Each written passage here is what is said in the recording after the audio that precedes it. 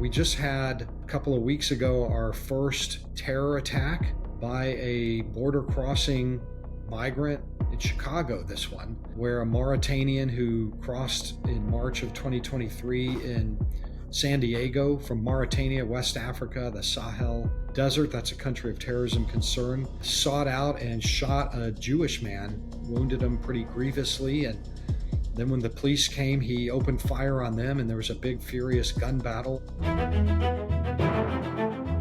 We're launching a special American Thought Leaders series during this post-election transition period where I will be interviewing subject matter experts and former and possible future Trump administration officials to understand what the incoming American administration's policies in 2025 may look like for America, Canada, and the world. In this episode, I'm sitting down today with Todd Bensman, an expert on the border and counterterrorism, and the author of the book Overrun. He's a senior national security fellow for the Center for Immigration Studies. Todd Bensman, such a pleasure to have you on American Thought Leaders. Great to be here. Thank you.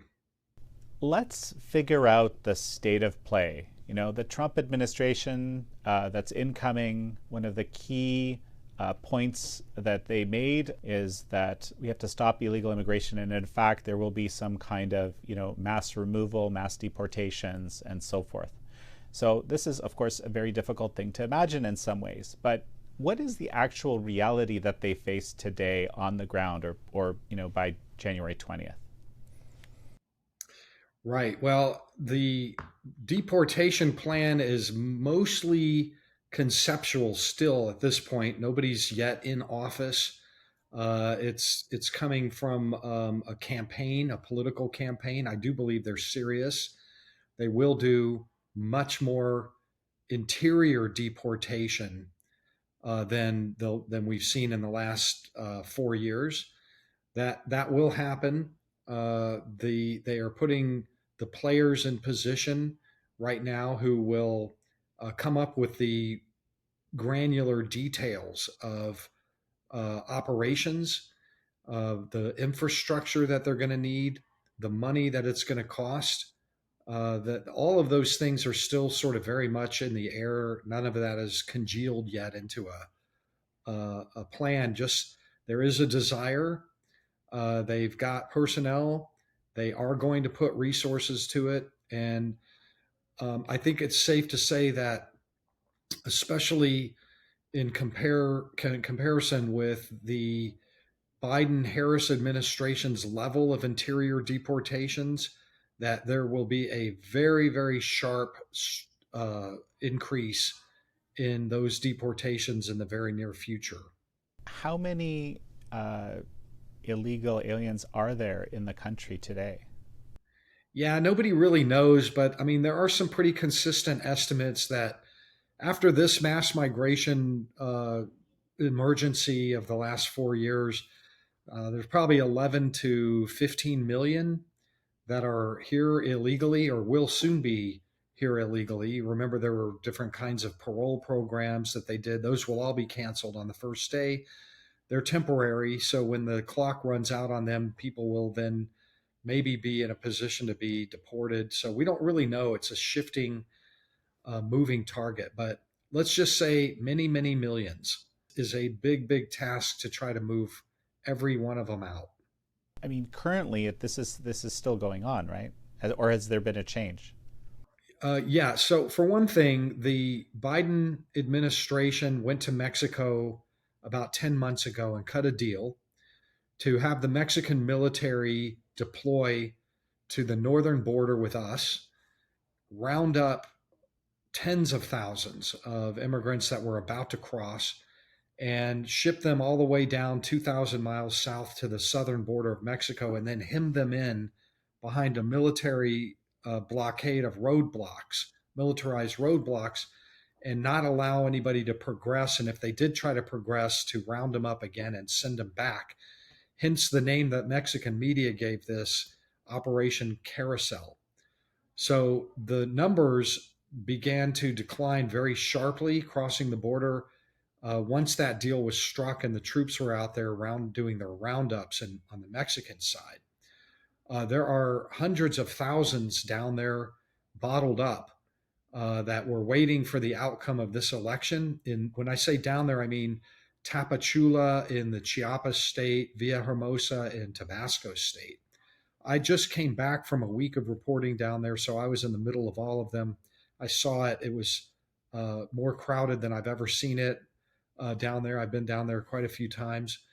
There were caravans that were starting to set out to challenge the Mexican military blockade, thinking that, well, maybe the new Mexican administration will see that its obligation to the Biden Harris administration was met now. So we did what we were supposed to do. Now we're going to let everybody rush forward. These caravans were coming out. There were thousands of people in these things. I traveled with one of them and interviewed people all day long. And that was the big question. Are the Mexicans going to block us up or let us go? And then Donald Trump from the campaign trail saw what was happening, and he said at one of his rallies in North Carolina, his last rally, he threatened the Mexican president with debilitating trade tariffs once he's in office. That there would, and this is before he even won election. He said, I'll give 25% trade tariffs on all your products, then 50, then 75, then 100% if you let these people through. So lo and behold, now these caravans seem to dissipate in the face of a continued Operation Carousel. We don't know whether they're coming still or how effective the Mexican operation is going to remain. This is definitely a dynamic in place situation as to whether we're going to see 10 weeks of border crossings, increased border crossings, or if the Trump trade tariff actually had the Mexicans thinking a few times about letting them all go. That's fascinating. So basically, so the last 10 months, you're telling me we've seen sort of a dramatic reduction in crossings. Right. So December of 2023 was the all-time peak of the mass migration crisis. That month we were seeing, and also November too, very, very high. Both of those months broke every record in the history books. We were seeing anywhere from 10,000 to 14,000 illegal crossings between the ports every day of December. Absolutely flooding in massive torrents that nobody could believe. It attracted international media attention that just would not do for a Democratic Party that was starting its national political campaign for president with those kind of numbers. So at the same time of the 10,000 to 14,000 every day, you had these lawful channels, quote unquote, of CBP One phone applications for parole, bringing in another 80,000 a month. So you had the 300,000 in December plus another 80,000, almost 400,000 people in December. Today, because of the Mexican military operation, the number of illegal crossings fell from 14,000 a day to maybe 2,000 a day. We probably had, I mean, it's dramatically reduced, even though 2,000 a day is a lot. Historically, it's still a lot, but not by this mass migration crisis. That's a number that was low enough that Kamala Harris frequently boasted on the campaign trail about how low the numbers were. That was her mantra. Look how low the number. What border crisis? We got them. The numbers are really down. And she was right. Those numbers were really down. The other 80,000 coming across, nobody could see because they would fly them in. Or they would walk them in over the ports of entry, and nobody's even looking for them there. So you can't see that. That was what happened. That's the difference between then and now. So it's about three quarters. It's about three quarters down. When it comes to the border agencies, we've had reports that there's quite a number of children that are missing from that are off the books. Do you know anything about that? Can you comment on that? Yes. Remember, early on in the administration, they made public pronouncements, the government did, that they would turn back no unaccompanied minor. And the whole world heard that. And they sent forth, hundreds of thousands of unaccompanied minors to take advantage of what they heard. And they were correct. They turned nobody back. They took in all these unaccompanied minors. Either their parents back in the village were sending them, or somebody in the United States sent for them. It was an unprecedented opportunity for them.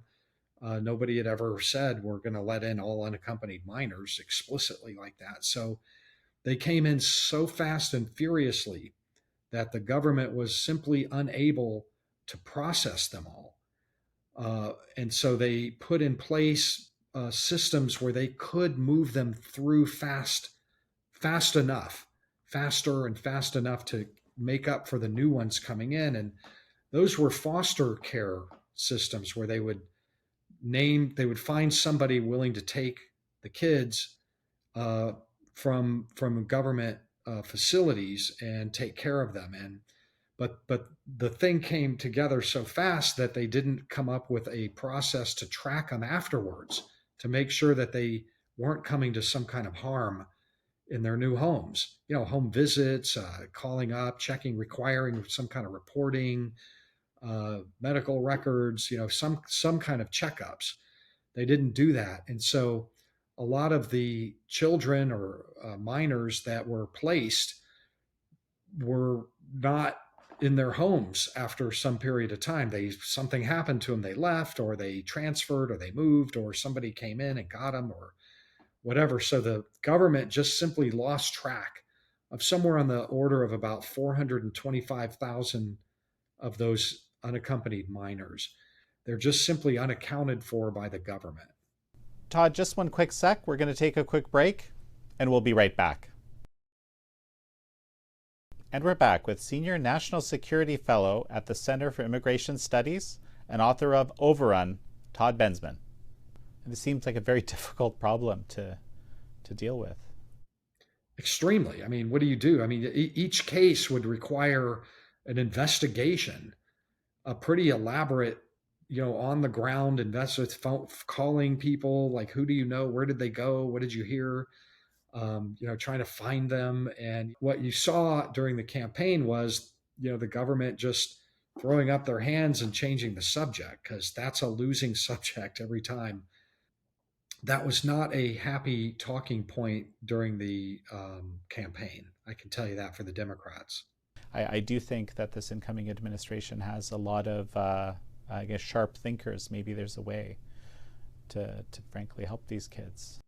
Yeah, it's going to take resources to figure that one out. And the truth is that we may never know until I don't mean to come off as hyperbolic or alarmist, but until bodies start turning up, and it'll be like, well, what was her path to this, or what was his path to this?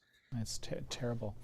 We know now that incoming President Trump has named Todd Homan as the border Czar. Now, what does that mean in practice? And tell us a little bit about him. What you think is going to happen? Right. Well, we all are familiar now with the term border czar because that was the kind of unofficial title for Kamala Harris during the Biden administration. She's the border czar. So I think that there's a little bit of tongue in cheek about naming a border czar for the Trump administration and then putting a guy like Tom Homan in there, who is just a kind of a bulldog New York cop, kind of let's get her done sort of a guy. I don't think any of us know what the parameters are yet of the border czar position, because I think they're going to build that airplane while they fly it. A lot of the duties that they're talking about falling under that position really kind of already belong to the Department of Homeland Security and all the different agencies under it. So So they're going to have to do this is going to be an inferential power from the president given directly. They're going to have to work out the boundaries about what powers the czar has versus what powers the DHS secretary does not have, and all of the agencies under it. But I do think that they will figure that out. They do have some ideas about how to delineate and what Tom Homan's going to actually, what kind of powers and authorities he'll actually have. It's all going to come directly from the president, and he answers directly to the president. So it's very early. There may be a little infighting here and there, but they'll figure it out, you know. And Homan, I think, is the kind of guy who is good for a job like that to sort of really direct his attentions and energies on very specific mission sets that were spoken about often during the Trump campaign, and they're going to give him the resources to tackle them using probably resources from other departments. So it'll be interesting to see how that works. But I think that he had a border patrol career, a long one, 20 years border patrol, and he also had a lot of leadership positions. He was head of CBP there for a year and a half under the Trump administration. So, and for the next couple of years, all of America is going to know this guy. They're going to either love him or hate him, but they're all going to know him. So, what needs to happen on day one in your mind? Well, the first thing that has to happen is policies have to be reversed from the Biden administration and new ones put in place right away to sew up the border, to make it so that people will not want to cross it illegally uh, because they'll be deported, detained and deported. That's easy to do. They can do that on the first day. Then they also, if they want to relieve all of the pressure on the American cities that have been staggering under this, they need to shut down the parole programs that we were just talking about. The CBP 1 program has to end on the first day, no more after that. And the flights program has to end on the first day as well. Between shutting those down, asking the Mexicans or requiring the Mexicans to keep their Operation Carousel in play and remain in Mexico policy and pushback, detention and pushback policies with deportation, real deportation, I think that we can reduce the numbers that are crossing illegally to like 10,000 a month or even less. Fingers crossed on that. I think the American people have spoken that they want that in polling over and over again. That's what they want. That's day one. One of the sort of terrible consequences to me of this whole, uh, structure that's emerged, right, is that there are people who are legitimate asylum claimees and from a number of countries around the world who it just may make it more difficult for them to come through. What do you think about that? Right. You know, for the first thing that comes to mind about that is that if there are some legitimate, deserving asylum seekers that want to cross the border illegally, Mexico is a perfectly safe place for them to wait while we adjudicate and investigate their claim. Uh, Mexico is a very pleasant country. It has dangerous areas, but also millions of American retirees that live there full time and love it.